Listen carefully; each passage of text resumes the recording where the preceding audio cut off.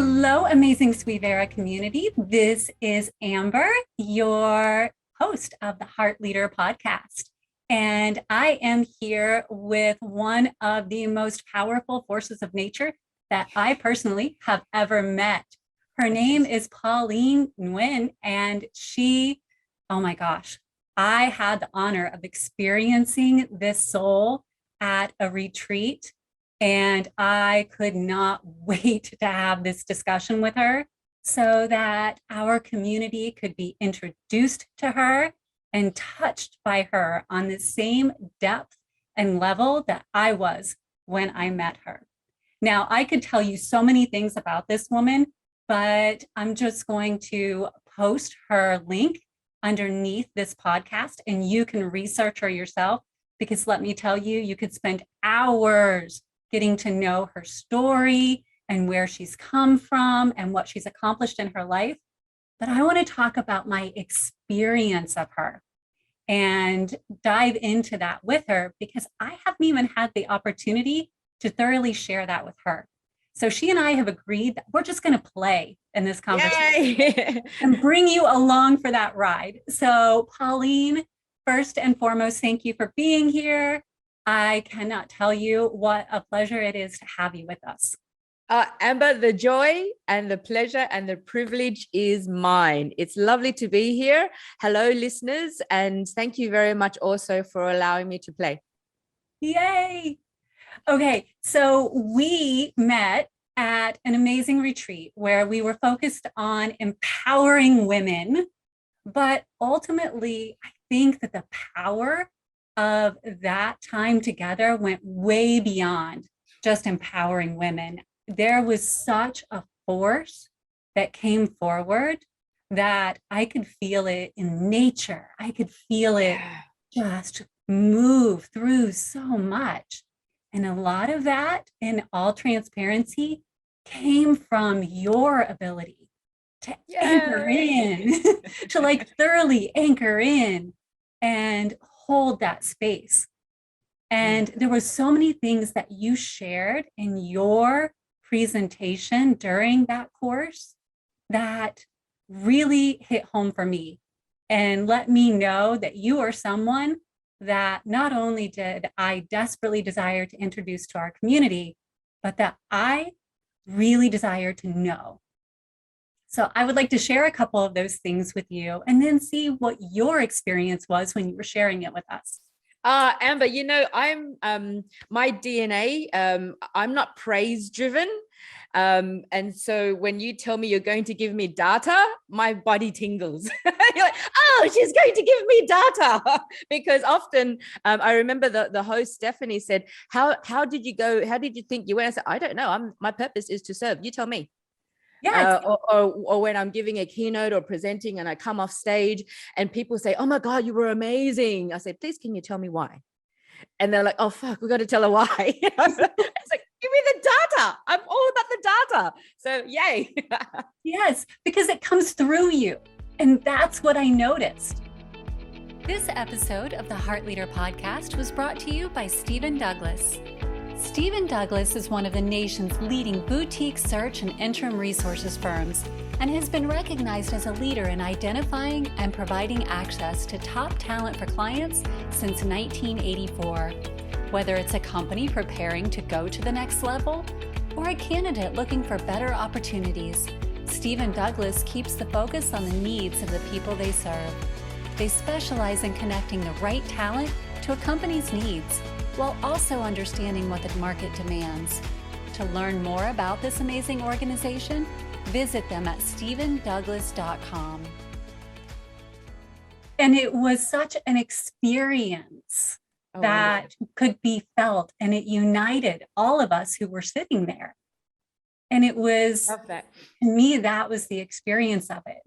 Because you got up there and you had a presentation, you had slides, you had everything prepared, but you were like, okay, so throughout this time, I've sat with many of you and I've observed your conversations, and I have received all of this wisdom from you.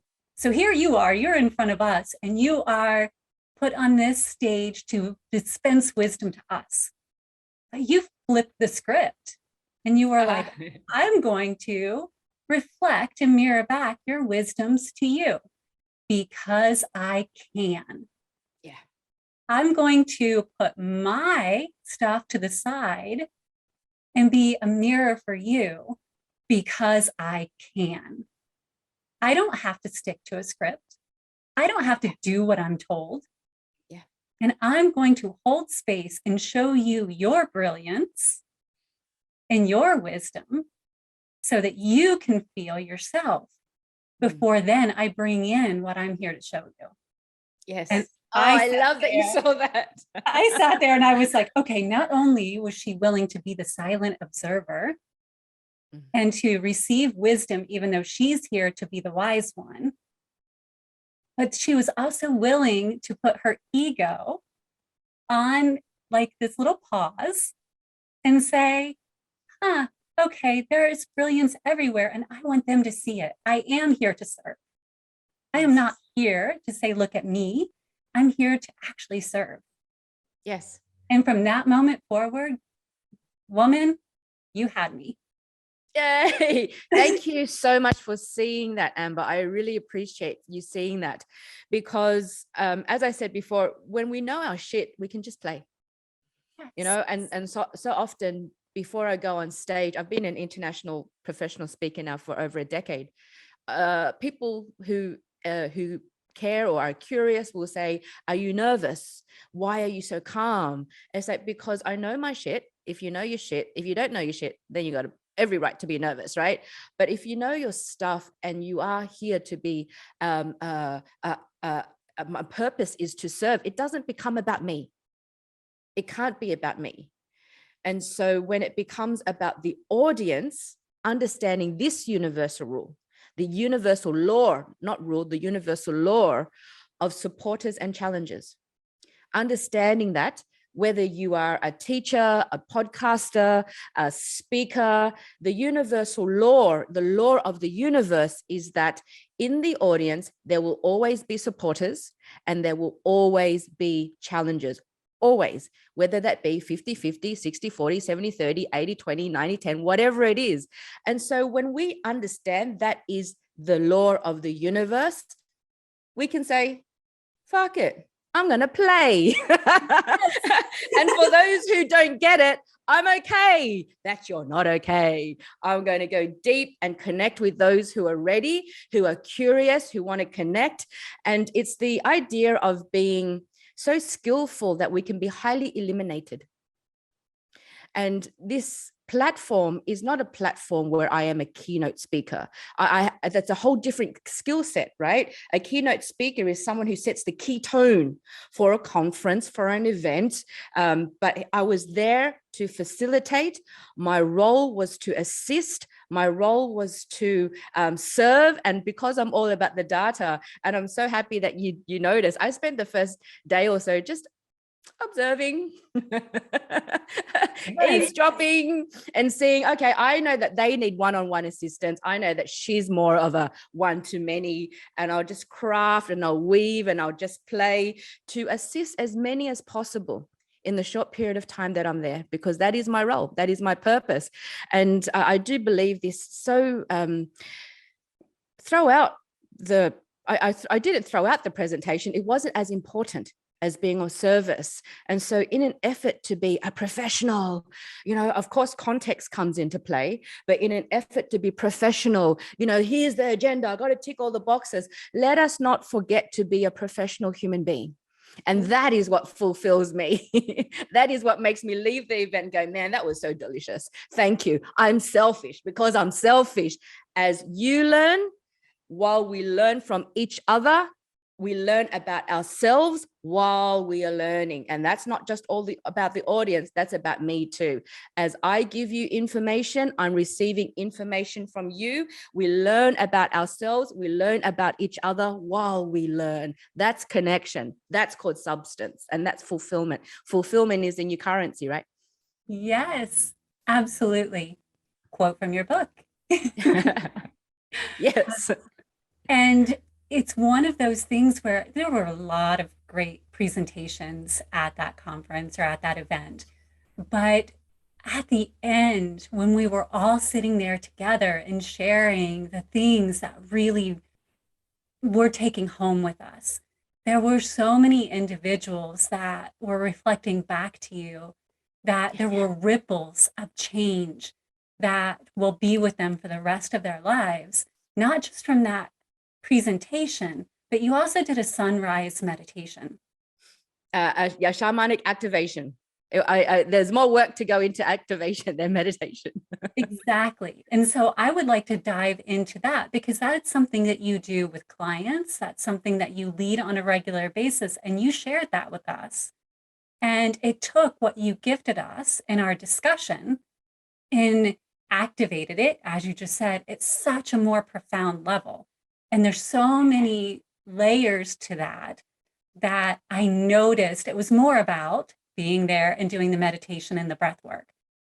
It was so deep. So can you discuss with us like what that is and how it took what we had in the discussion and like drilled it into all the layers of our bodies, not just our physical, but all layers of our bodies? I love that data. Now I know what your experience was. I love that. And so I am shaman from multiple lifetimes. How do I know that? Because I've done the past lifetime work. I continue to do it. I've come into this world to find being an orator very easy.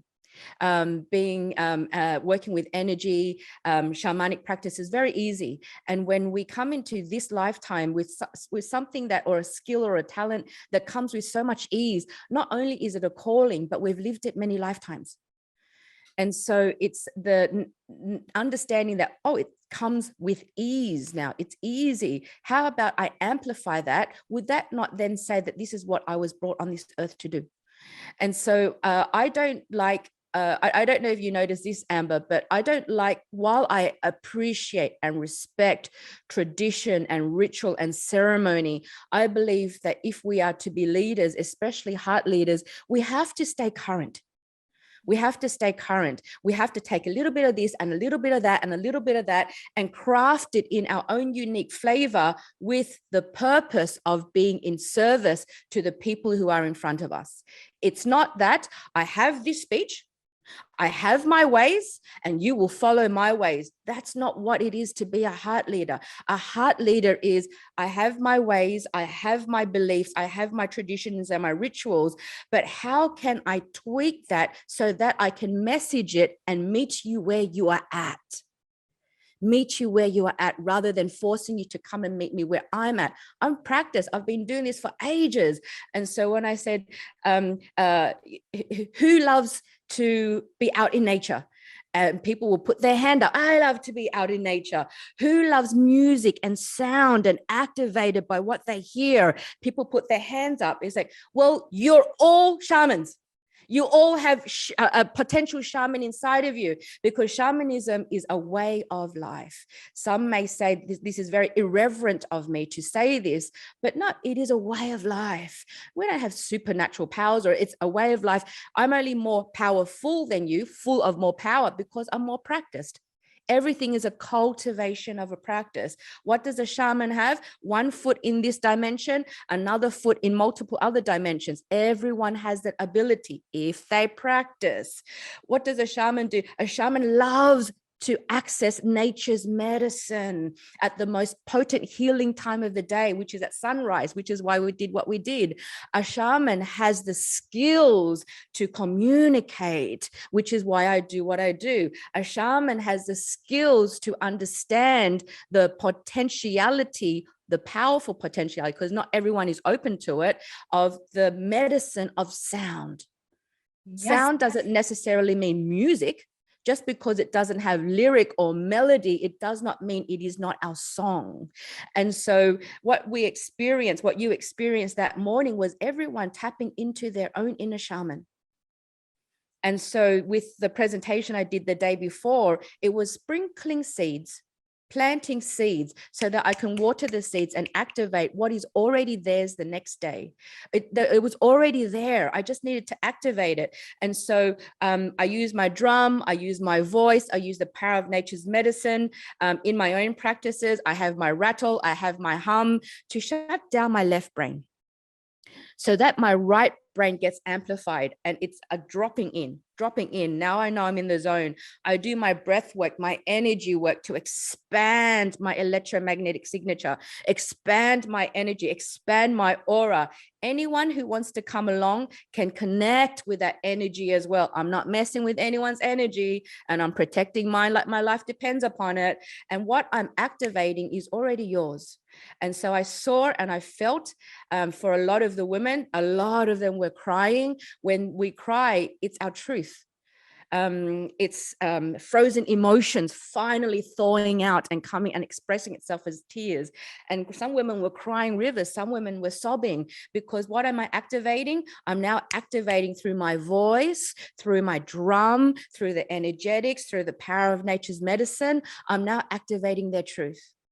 I'm activating. And so from that, whatever they saw, whether it is, I don't know how long the activation went for, whether it be sacred geometry, visions, thoughts, sound, inspirations, that's activating all the dormant DNA, your genetic coding that's been dormant. Science can only recognize 5%, everything else they call junk DNA. But that's not only DNA in this 3D world, it's in DNA in multiple dimensions as well. And so it's activating our potential. That whole process was to activate our infinite potential, and life gets exciting, but it's all a cultivation of a practice. And then we set our intentions, declared it in the quartz crystal, and sent it back to Mother Earth. in what was a Wizzy, the willow tree, the tree. Yeah. That was so much fun. And a raven called you to that specific tree. Yeah, there were ravens everywhere, right? Ravens always come. Ravens are there wherever I go. I had started communication with a tree that was, I guess, the closest and the most convenient. And then as I approached closer and closer, it hadn't dropped in. I hadn't been given permission yet. And then right to the far side, I heard raven, and I just tuned in, and it was, okay, I got it. And then everyone had to walk but it was perfect. It was the perfect tree who gave us all permission to do what we needed to do. And then all the ravens came, and all the hawks came, and the eagles came, and some of the women were videoing the elks swimming in the water. It was a very beautiful experience. It really was. And it opened so many people up to the potential of energy, yeah, and the potential of being able to actually hear nature. And that, because we are nature. We are nature. We don't go out to nature. We are nature. And it's all, and the cultivation of the practice, and why and how I do the things I do, is so that we can awaken and remember. Remembering is not only remembering, who we are in this lifetime and other lifetimes. It's also to reconnect to the member. Like we can reconnect the member of the arm or the member, reconnect the member to Mother Earth, because we are nature, and often we forget that. Yes, and it creates that harmonious balance. Then we're no longer feeling that stress of disconnection. Yeah, she is medicine, right? She is our medicine. Yes, Mother Earth and Father Sun. I was freezing. I'm not going to lie. It was so cold, and I'm an Arizona girl, so I'm used to 115. And so it was cold, but even through the chill that was going through my body, I could feel the heat of the breath and the connection and all that was occurring in this activation process. Yeah. And it, to me, was another one of those, since our theme this whole month is about connection, it allows us to understand that by allowing someone like you, who has who's walked the path lifetimes after lifetimes, that you have this wonderful opportunity to remain grounded in what you know to be true, to expand that energy field, to connect with others.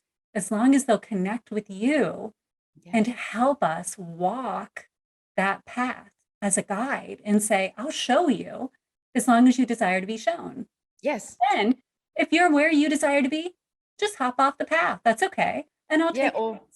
yeah, I'm really good at not making people do something they don't want to do. Now we're talking about soul ages and soul missions and soul purpose. And so the journey is their journey. That's compassion versus empathy, right? And we spoke about that. Yes. And I would love for you to share that conversation because that's another one where I saw a whole lot of faces go, what?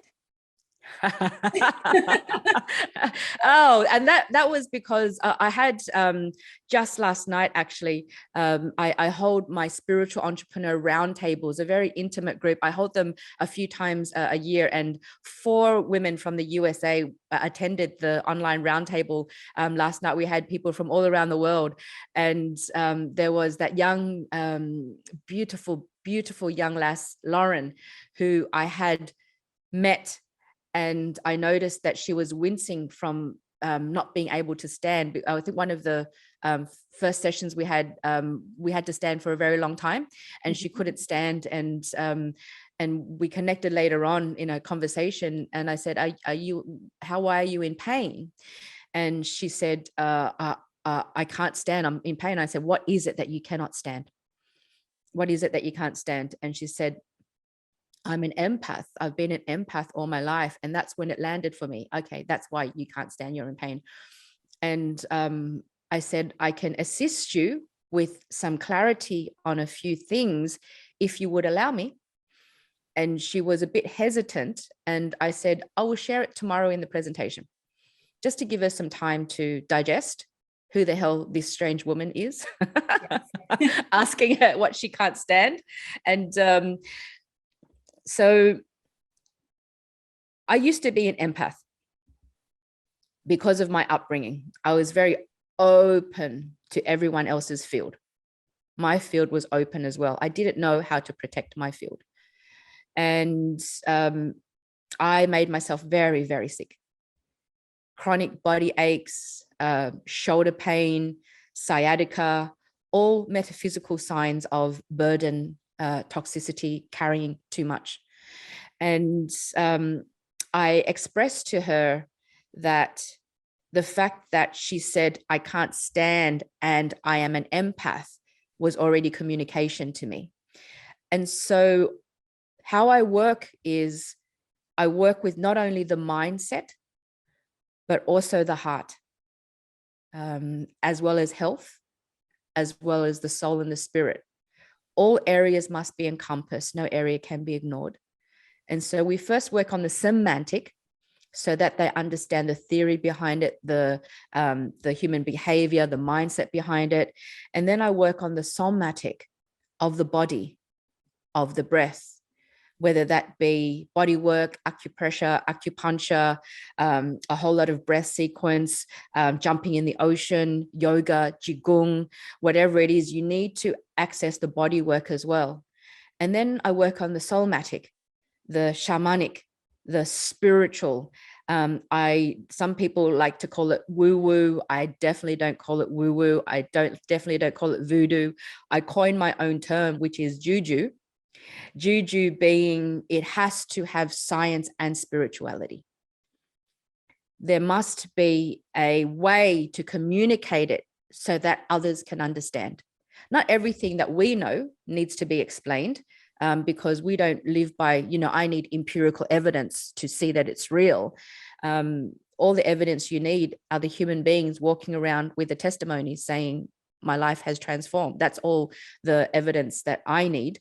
But those who say, I need empirical evidence, others that, well, you can stay where you are, because I refuse to be a science experiment. But you know what? If we go deeper, spirituality is physics that has yet to be explained. And you have a background in quantum science, Amber. We understand this stuff, but we have to be skillful enough to package it in a way so that others can understand, because people are always afraid of what they don't understand. And so what I was explaining in the presentation is that let's use a visual for now. Whether you're a coach, a parent, a friend, a lover, if someone comes to you feeling so low, and they've come to you because you are their support. And so empathy says, let me feel what you're feeling. And so as a visual, we're talking vibration, we're talking frequency, they're low vibration, right? They're low vibration. Let me see what you're feeling. And so we come down here, we open our field to feel what they're feeling. And that's what's going to make us sick. That's certainly what made me sick. And that's certainly what I see causes disease and dis-ease in other people. Whereas I stopped doing empathy a long time ago, I do a lot of compassion. Compassion says, as your coach, as your parent, as your teacher, as your lover, as your friend, I'm going to hold my vibration like my life depends upon it, because it does. I'm going to maintain my energy because my life depends upon it, and it does. Compassion says, I see you. I love you. I am here for you. I may have to push over a little bit the tissue box so you can wipe your own tears, but I'm here for you. I see you. I understand you. I also know that your journey is your journey. My journey is my journey. As your coach, as your parent, as your teacher, as your spiritual teacher, as your friend, whatever it is, I will have the skill to open my mind, open my heart, my spirit, and assist you as best I can, so that you have nowhere else to go but to come up and meet me. That's my visual and explanation to really make a distinction between empathy and compassion for those who've never heard that distinction before. And so if I'm in that role as the leader and I do empathy, I am of no use to anyone, especially not to myself. So I don't do empathy anymore. I do a whole lot of compassion. And with that mindset shift alone, I saw her energetics change. I saw that change. I also felt it over here, over here, over here, and over here. And so now let's work on the somatic. And that's when I extended the session a little bit longer, because you're only going to have me for a short period of time. Forget the agenda. I'm going to go over time. And I really dropped in and did a very light activation, a very light, deep healing for the mind and body meditation, while tuning into particular people's fields at the same time. And so that's when the somatic work came. We did a little breath work to get ourselves as alkaline as possible given the scenario. And then I did the soulmatic work, accessing the field, going into my own quantum, and just leveling up the energy a little bit more, expanding my energetics, and whoever wanted to come can come. And I remember we broke up in smaller groups later on, looking at the window, and the young lass was running up the ramp who couldn't stand. She couldn't actually stand and wincing with pain. And she forgot about her pain. She was running up the ramp. She forgot something in the room, and my heart just exploded with joy. And the next morning, the other beautiful woman, I think Jennifer was her name, who was experiencing so much fear. She was the first one to take off her clothes and jump into the lake, wasn't she? She was just so joyous. I love that. That's what gives me joy. And for me, it was wonderful to see how many people embrace the energetics of it, because so many of us get caught in the physical. Yeah. And even the fear of the physical, and get bound to that body. Oh, I can't stand. Yeah. And it's all about the physical aspects of that. There's something wrong with my physical form. And you came in and were like, bam, it's not about your physical, darling. Yeah. Your physical is responding to your mental and your emotional. So let's do something with that. And you did it in a gentle, but very, like, here it is. You can make a choice. Yeah. And through a connection that you created very quickly, you opened the perspective of choice. Yeah. And that's one thing, and I'm going to do a little quick, I love this, because you made certain we had copies. The Way of the Spiritual Entrepreneur is a fascinating and wonderful, wonderful book. And individuals can get this from your website.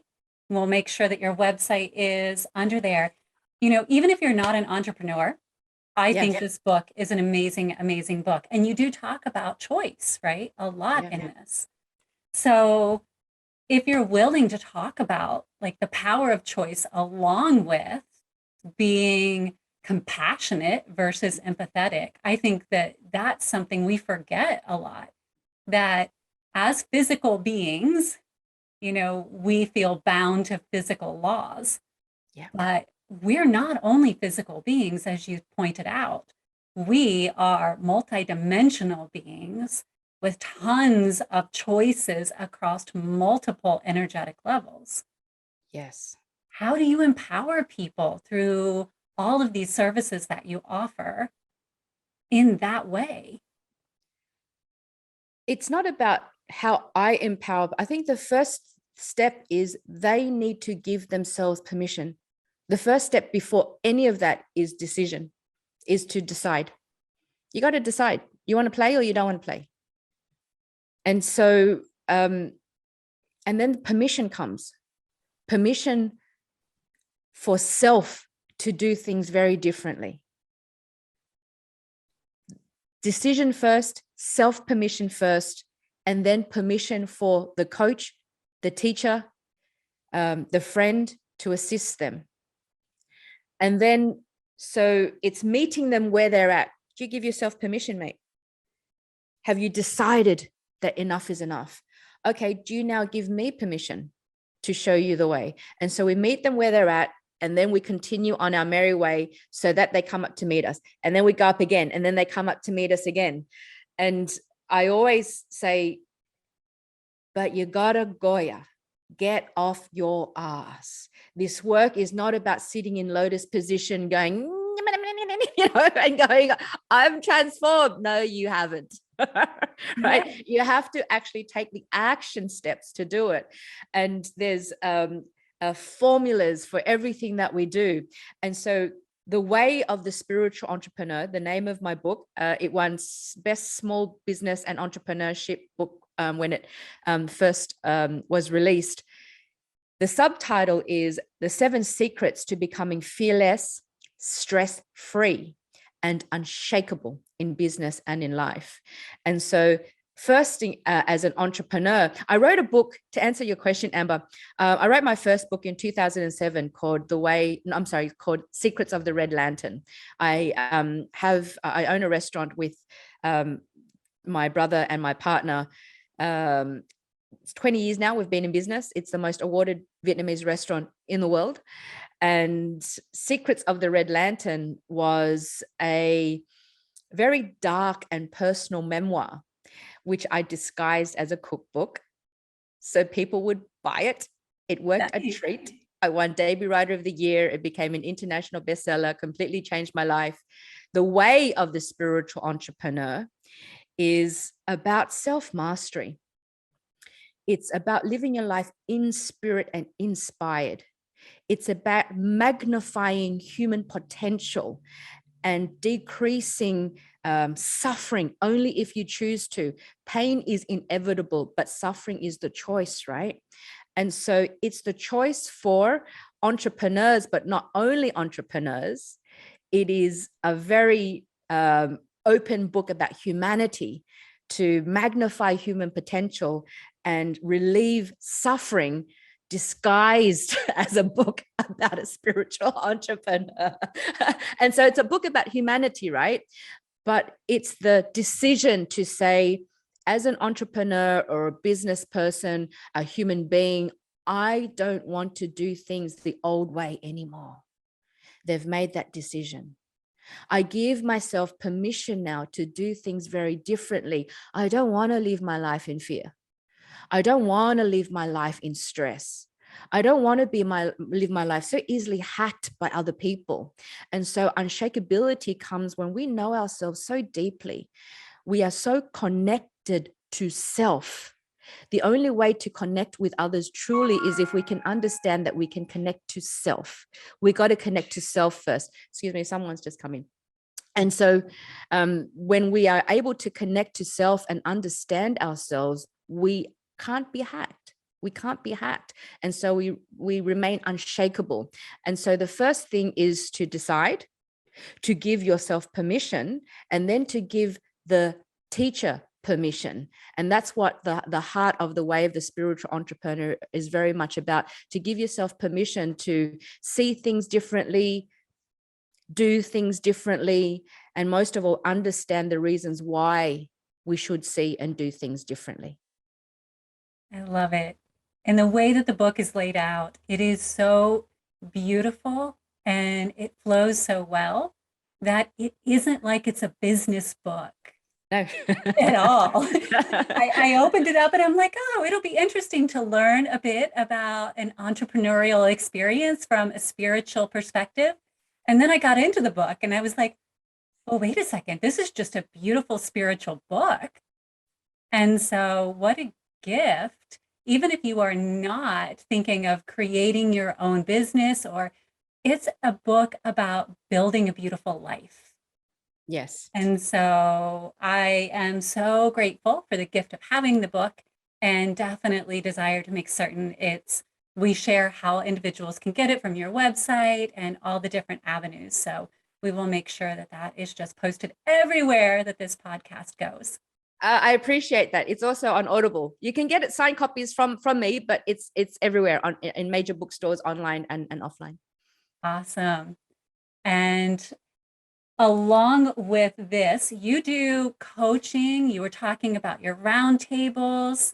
If somebody is looking to have you as their guide, how would they get a hold of something like that? I know you have meditations on your website. You have so many beautiful things that you offer. How do they get a hold of you?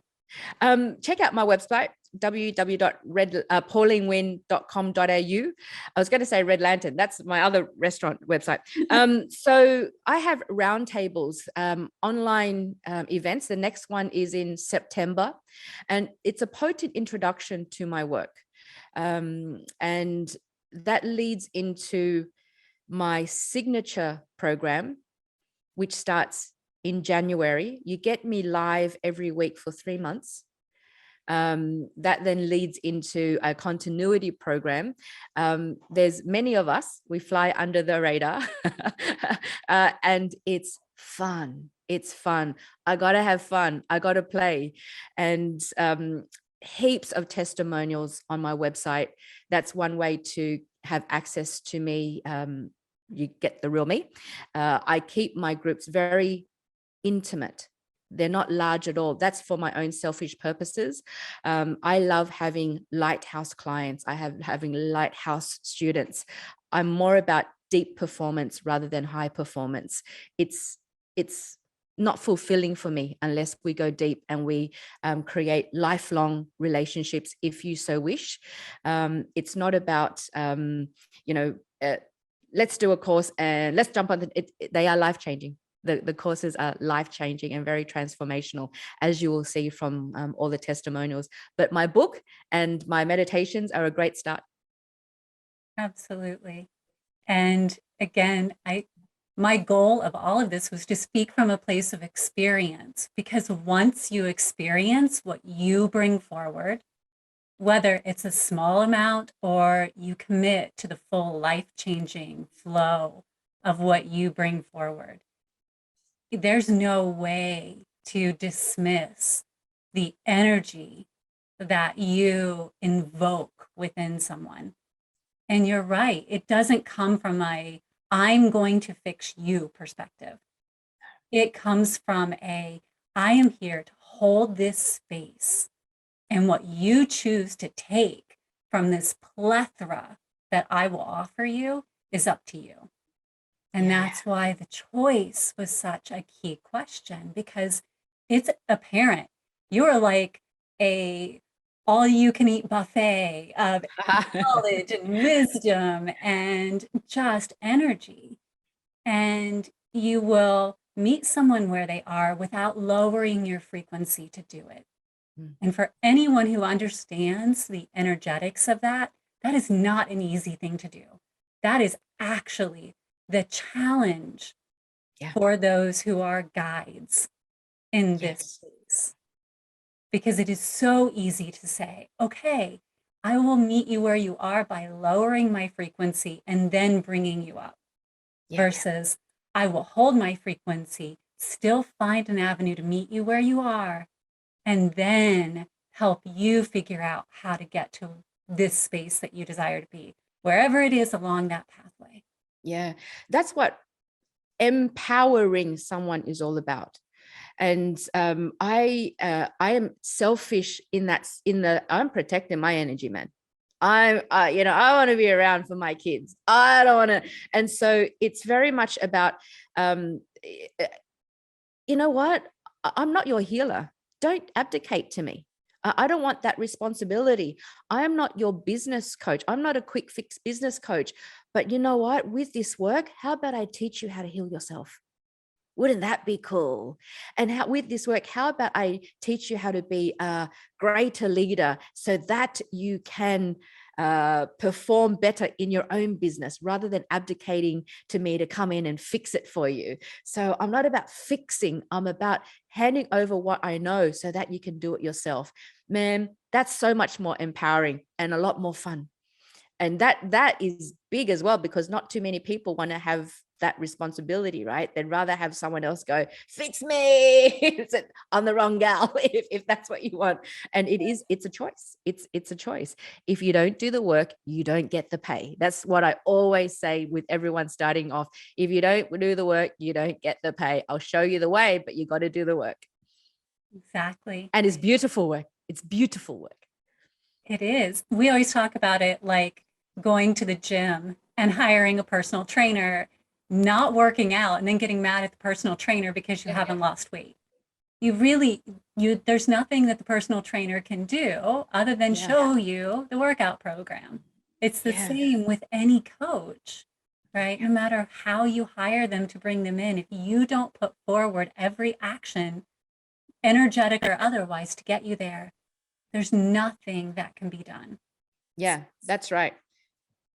Yeah. To be responsible. That's what to be responsible is, to be responsible, not to abdicate, right? And I assure you, if you don't do the work, you're not going to get the pay. And that ain't on me. That is on you. That's what spirituality is about. Self-mastery, self-leadership, self-mastery and self-leadership is key. Radical personal responsibility is key. Now, you talked about self-love as well and that inner connection.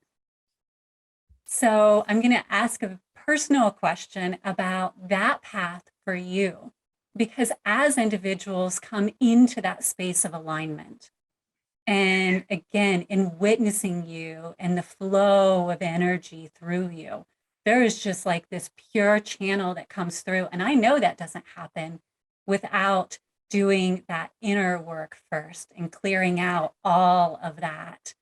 And anyone who does take the time to understand your story and what your upbringing consisted of would know that there was a lot that had to go into clearing out that space to create that channel of pure energy coming through you. So what did you do to create that loving space, that centeredness, that pure energy that you hold to then share out to others? Thank you so much, Amber, for your words and for your observations.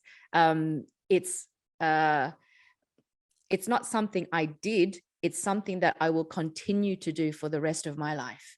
It's not a one-off thing. I love the word mastery. Mastery is a consistent practice. The masters at anything consistently practice, because once you master one level, if you continue the mastery, you're going to go up again. You've mastered that level, you go up again, you go up again, you go up again. So it's this continued practice, you see.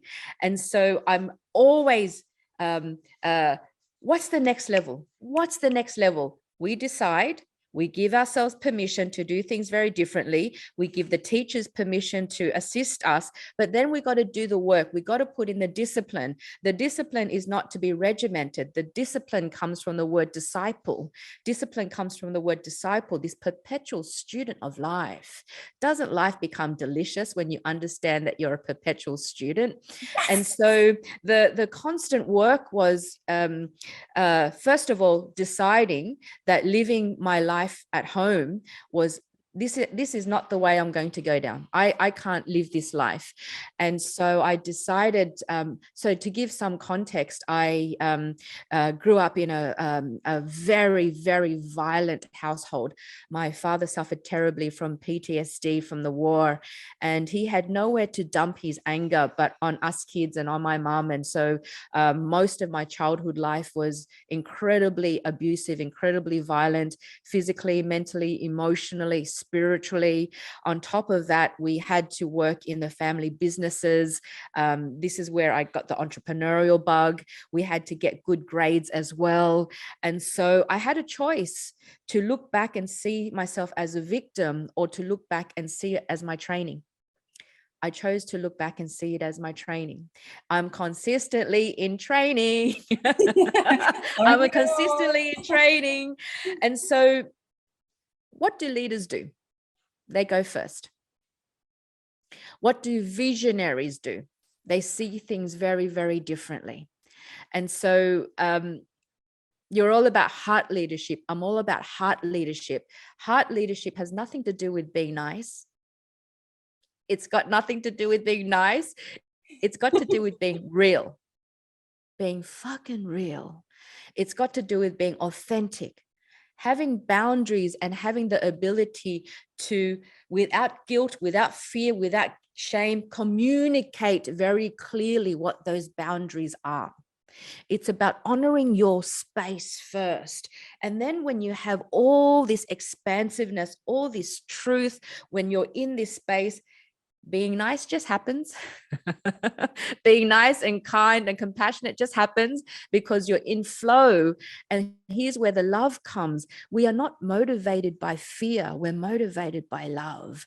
When we are motivated by love, self-love first, we are fearless. We are fearless. And so self-love, what people don't understand, many people don't understand, is also a science. Right? It's not, I'm going to take a bubble bath and have a glass of champagne. That's not what self-love is. There's actually processes. I do retreats on self-love, self-worth, self-esteem, self-empowerment. And self-love is the direct route to spiritual awakening. That's the direct route to really understanding what spirituality is. What is spirituality? It's living your truth. It's snatching your power back. It's the consistent mastery of becoming the grandest version of the greatest vision you hold of yourself over and over and over again. And then when we truly love ourselves, when we really live in our truth, it takes no effort, right? Exactly. It's effortless. It takes no effort. It's when you are living a lie, when you're living someone else's dream, when you're living someone else's truth and not your own, that's why you're tired. That's why you're diseased. That's why you're diseased. That's why you age so quickly. And so that's a beautiful distinction, checking in where you're at in life. You know, I look at you across the room, Amber, on the first day when we were all standing for so long around that circle. I just looked at everyone, and your radiance and your calmness and your beautiful porcelain skin and your smile, you just know. On an energetic level, you just know who's living their truth because it is effortless. And so checking in, if stuff isn't working out for you so well and you're not living your life with ease and flow and play, perhaps you're not living a life that your soul intended.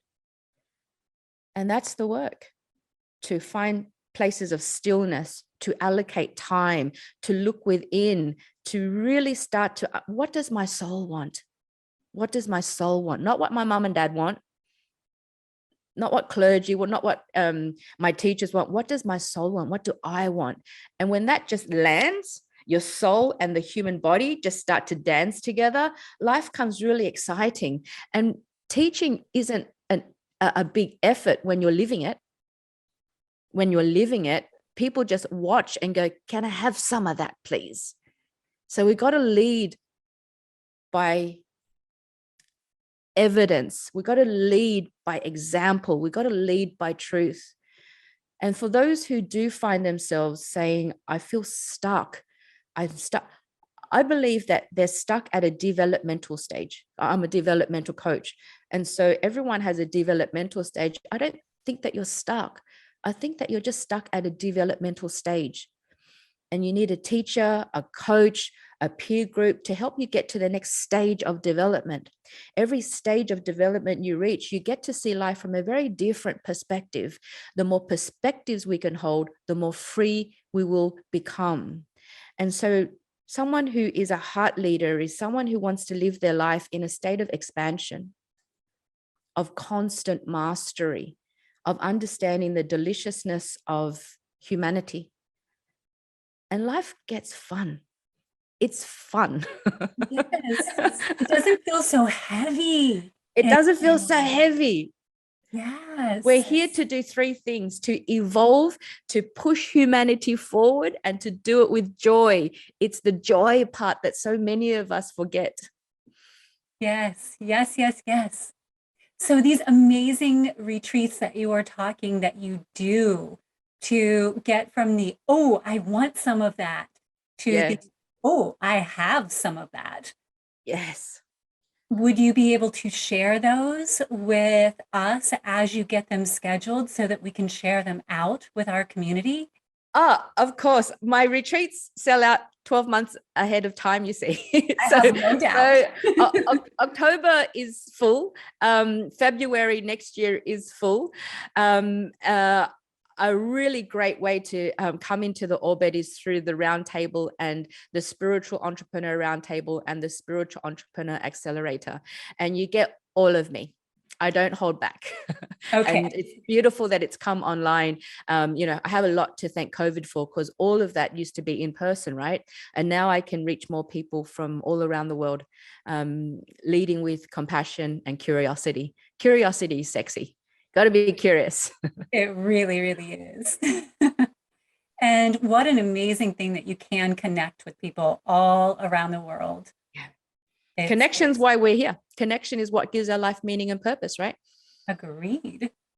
And to connect with us when you're traveling, right now you've been like hopping all over the place. Yeah, it's been fun. The world is our playground. Where have I been in the last 5 weeks? Alaska, went up to British Columbia, back, Colorado, Sedona, just came back from playing in Ocean City, a few more days in DC, and then I head home. It's been a whirlwind of a trip. It's been amazing. That is amazing. Well, we're going to have to get you back over here for a Heart Leader conference at some point. Oh, that would be my absolute pleasure. We'll play. Yes, we'll play more. Well, we're wrapping up here. And in these last few minutes, do you have any advice for our community for how to connect with their courage? Because ultimately, courage is what can take us from that, oh, I really want to make that step forward, but I'm not sure that I'm ready. So how can they take that step forward? What would you advise someone to do? Decide. It all starts with a decision. Freaking decide. Courage, we all understand courage is feeling the fear and doing it anyway, right? We all understand that. But what is courage? Courage is simply taking action. Courage is taking action. Those who are the most confused are the ones who take no action. Before you act, you also got to decide. And so I don't have the courage, or it could also say, I don't have the confidence. Confidence is not a destination. You can't say, I will be confident when I am older. I will be confident when I've finished this degree. Confidence is a callus. It's a constant callus. The more you do it, the more you cultivate the practice, the more you build up the callus, the more confident you are. So let's talk about lack of confidence. What is lack of confidence? Lack of confidence is purely lack of knowledge. Would you not agree? You're not confident because you don't have the knowledge. You're not confident because you don't know. And so if you're not confident, therefore you don't have the courage. So get confident. Get knowledgeable, start learning, get teachers, fill up your mind. So many of us think that when we're hungry, we feel hungry, we got to eat more because they think we need to fill up our stomachs. They don't understand that it's our mind that needs the feeding first. And so how do you get more confident? Get more knowledgeable. When you get more knowledgeable, then you can decide whether you're going to take action. Once you get knowledgeable and you've taken action, then you've got the confidence and the courage. And so be prepared to act and be prepared to learn. Love it. Yes. Thank you so, so much. Beautiful, beautiful spirit for being here with us. I cannot thank you enough. Amber, thank you for letting me play. The joy was mine. So good. Thank you. And thank you, amazing Heart Leader community, for playing with us. We will make sure that you have every avenue to get a hold of Pauline because she is just such a playful spirit and so amazing with all that she offers. So check her out. Take some time if you're looking for a way to expand that knowledge so that you can find that courage and that opportunity to expand your heart and really find that self-love and that opportunity to go and do that life that you've been waiting to do. I would highly recommend it. Yay. I also launched a new product yesterday, Amber. You did? Tell us. It's called Tiger Purr, PURR, and it's anti-ordinary chai for anti-ordinary human beings. And I'm a serial entrepreneur, so it came about because my colleagues and I were sick and tired of drinking fake shitty chai. So I'm going to get my friends from the factory, my award-winning chef friend, I'm going to get my producer friends, my entrepreneur friends, get together and make a high-end premium chai, which I have personally shamanically activated. And it is for the creatives, for the entrepreneurs, for those who understand that they can have also the charge, the positive charge without that caffeine high, a bit of a variety on their caffeine. But it's tigerpurr with a RRR.com. And I launched it just yesterday so that you can ingest the shamanic activated goodness. And that's been a whole lot of fun as well. You are talking my language. Chai is what I drink in the morning. So wait till you taste this one. Oh my gosh. And also because of my background in hospitality and being a sommelier and flavor, it is restrained elegance. We're all addicted to it. It's so delicious. And we intend to win a lot of awards. Okay, well, we're putting that out into the universe. Tigerpurr.com. Something deeply stirs as the tiger purrs. I love it. All right, well, I'm going to head out there as soon as we wrap up here too, just to get ahead of the game. Check it out. It's fun. It's fun. Amber, thank you so much. Thank you. And thank you all. Until next time, we'll look forward to seeing you in the Sweet Vera community. Meta, meta, meta.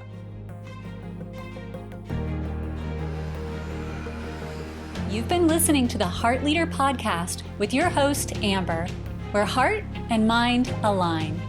Tune in weekly as we take a deeper dive into what it means to be a heart leader. Ready to take the next step? Join us and over 1 million people worldwide who've united in creating this global movement of love. Become a heart leader for today and tomorrow. Learn more and connect with us at sweetvera.org.